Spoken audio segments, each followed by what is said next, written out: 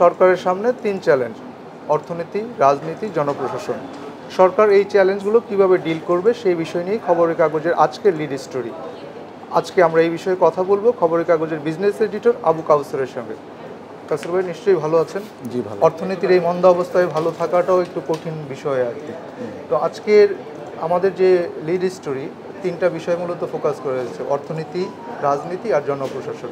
অর্থনীতির বিষয়টা আপনি লিখেছেন, সেখানে আপনি বলার চেষ্টা করেছেন যে অর্থনীতি আসলে ভালো অবস্থায় নেই। আপনি যদি একটু সংক্ষেপে আমাদেরকে বলেন, আসলে কি খুব খারাপ অবস্থা আমাদের অর্থনীতির? ধন্যবাদ। আপনি ঠিকই বলেছেন যে আমাদের অর্থনৈতিক অবস্থা আসলে খুব একটা ভালো না, এটাকে দুরবস্থায় বলা চলে।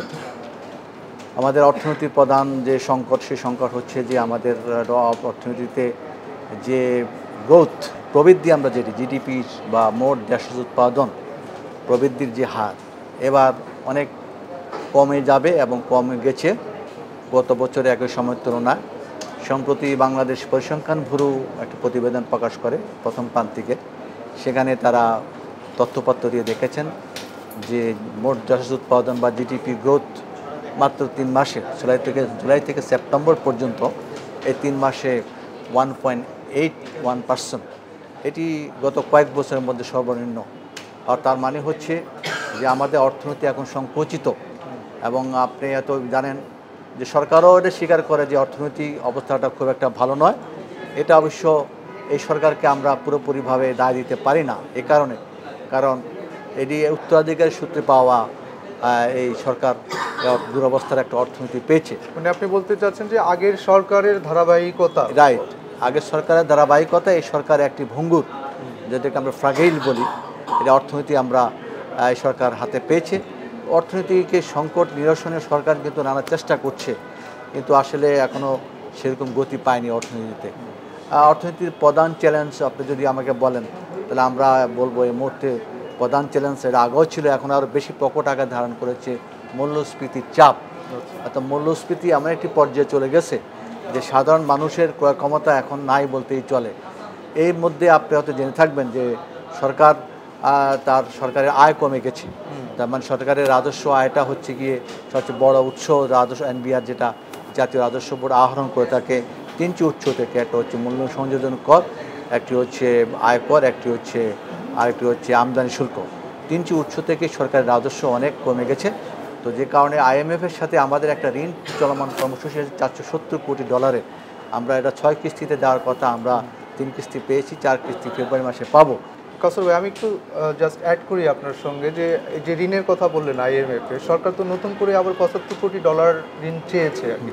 এটাও কি একটা অন্যতম কারণ? এই রাইট, এটা হচ্ছে গিয়ে আমাদের $470 কোটি চলমান ঋণ কর্মসূচি। এটা 2023 সালে জানুয়ারি মাস থেকে এটা শুরু হয়েছে। এটা কিস্তি ভিত্তিক দেওয়া হচ্ছে এবং বিভিন্ন এক একটা কিস্তি ছাড়ের আগে বিভিন্ন শর্ত দেওয়া হয়। তো এবার যেহেতু আমাদের অর্থনৈতিক দুরবস্থা, সেজন্য আমাদের অন্তর্বর্তীকালীন সরকার IMF ওয়ার্ল্ড ব্যাংকের কাছে নতুন করে বাড়তি টাকা চেয়েছে। তারা দিতে সম্মত হয়েছে, $75 কোটি চেয়েছে আর কি। তো তারা IMF $75 কোটি দেওয়ার অন্যতম একটি শর্ত দিয়েছে যে তোমাদের ট্যাক্স জিডিপি রেশিও, মানে আমাদের জিডিপির তুলনায় ট্যাক্স আহরণ খুবই কম, এমনকি পৃথিবীর অনেক দেশের চেয়ে এটা কম। নেপালের মতো ছোট্ট অর্থনৈতিক দেশের চেয়েও বাংলাদেশের ট্যাক্স জিডিপি অনুপাত খুবই কম। তো তোমাদের ট্যাক্স জিডিপি অনুপাত বাড়াইতে হবে। তো সেই শর্ত পালন করতে গিয়ে সরকার সম্প্রতি সময়ে প্রায় শতাধিক পণ্য সেবার উপরে সম্পূরক শুল্ক এবং মূল্য সংযোজন কর বা ভ্যাট বৃদ্ধি করেছে। এটা এই যে একটা সিদ্ধান্ত, হঠাৎ করে এতগুলো পণ্যের উপর একসঙ্গে বাংলাদেশের ইতিহাসে আর কখনো এই ধরনের উদ্যোগ গ্রহণ করা হয়নি জাতীয় রাজস্ব বোর্ডের পক্ষ থেকে। সাধারণত বাজেটে এই ধরনের উদ্যোগ গ্রহণ করা হয়, এখন যেহেতু সংসদ নাই, তা অধ্যাদেশের মাধ্যমেই এটা করছে। কিছুক্ষণ আগে বলছিলেন যে সরকারের আয় কমে গেছে কিন্তু ব্যয় বেড়েছে। তো এই আয় কমার ফলে ব্যয় যে বেড়েছে, সেই ঘাটতি পূরণের কারণেই কি এই উদ্যোগ? সরকার চেষ্টা করছে যে তার আয় বাড়ানোর জন্য, কারণ আয় এবং ব্যয়ের মধ্যে গ্যাপ এখন অনেক। যে পরিমাণ আয় করছে তার চেয়ে বেশি ব্যয় করছে, সেজন্য সে আয়ের বিকল্প উৎস খুঁজছে। আয়ের বিকল্প উৎস হচ্ছে দুটি, যেমন হচ্ছে গিয়ে আমাদের অভ্যন্তরীণ সম্পদ আহরণ বা রাজস্ব আদায় বাড়ানো এবং বিদেশি ঋণ বাড়ানো। তো বিদেশি ঋণও খুব একটা আমাদের বেশি আসছে না। এবং আরেকটা উদ্বেগের বিষয় হচ্ছে যে আমরা বিদেশি ঋণ যে পরিমাণ পাচ্ছি তার চেয়ে বেশি আমরা পরিশোধ করছি বিদেশি ঋণ। যে কারণে সরকারের দায় চাপ, বৈদেশিক মুদ্রার রিজার্ভ চাপ বাড়ছে আর কি। তো সরকার সেজন্যই বিকল্প উৎস হিসাবে সরকার চাচ্ছে যে একদিকে আপনি হয়তো সম্প্রতি দেখেছেন যে সরকার সঞ্চয়পত্র, সব ধরনের সঞ্চয়পত্রের সুদের উপর মুনাফা সুদ হার বেড়েছে। এর মূল কারণ হচ্ছে সঞ্চয়পত্র যে সুদ, এটা বাজার ভিত্তিক করার জন্য। কারণ বাজারে অন্যান্য ব্যাংক এবং বন্ডে যে সুদ, তার চেয়ে সঞ্চয়পত্রের সুদের হার কম, যে কারণে সঞ্চয়পত্রের সুদের হার কমে গেছে।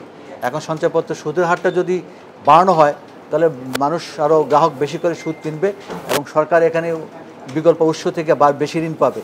বেশি ঋণ পেলে সে বাজেট বাস্তবায়নে তার সহায়তা হবে। কাসর ভাই, আপনি একটু আগে বলছিলেন বিদেশি ঋণের কথা।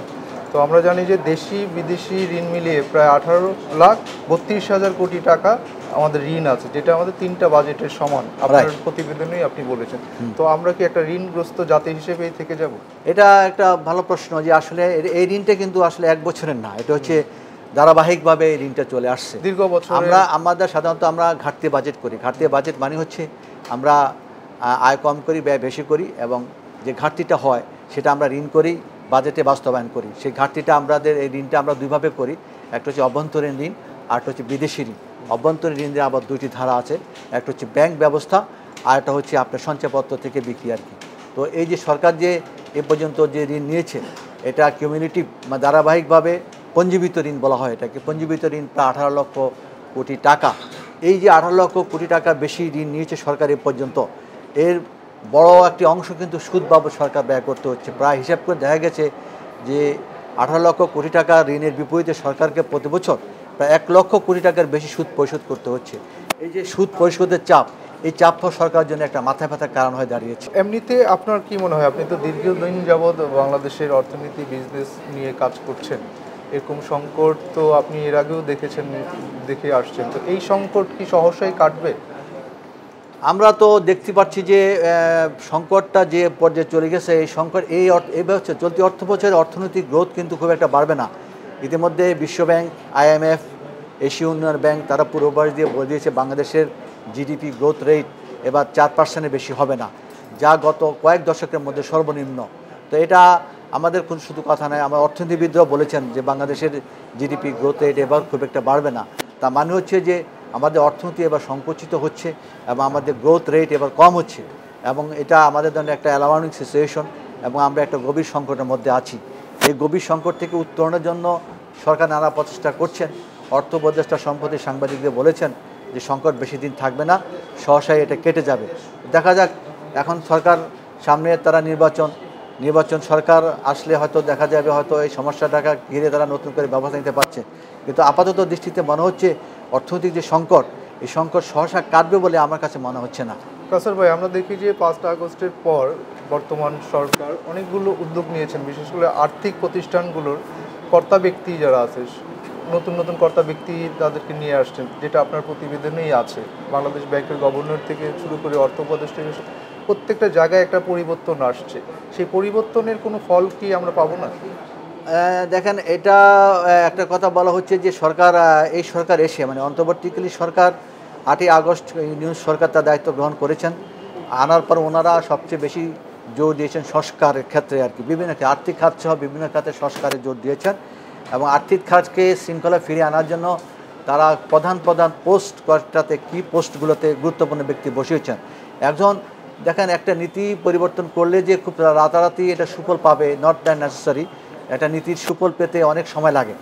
তো আমাদের কর্তা ব্যক্তিরা যারা, যেমন বাংলাদেশ ব্যাংকের যিনি গভর্নর ডক্টর আহসান এস বলছেন, উনি একজন প্রতিষ্ঠাযশা অর্থনীতিবিদ বাংলাদেশের, এবং উনি IMF একজন সাবেক কর্মকর্তা, উনি দায়িত্ব গ্রহণ করেছেন।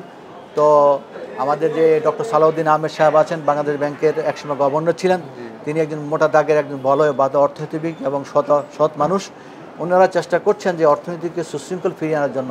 কিন্তু একজন ব্যক্তি ইচ্ছে করলে হুট করে এটা বাঁশি দিয়ে হুইস মারবো, বাঁশি দিলে যে এটা বেজে উঠবে আবার দৌড় শুরু হবে, তেমন না।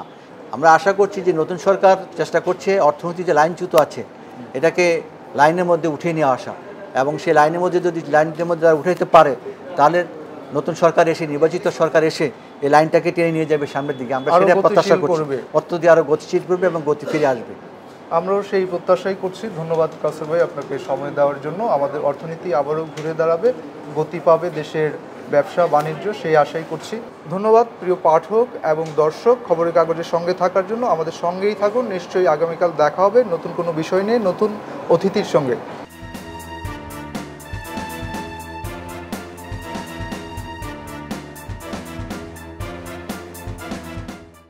খবরের কাগজ, নিখাদ, নির্ভীক, নিরপেক্ষ।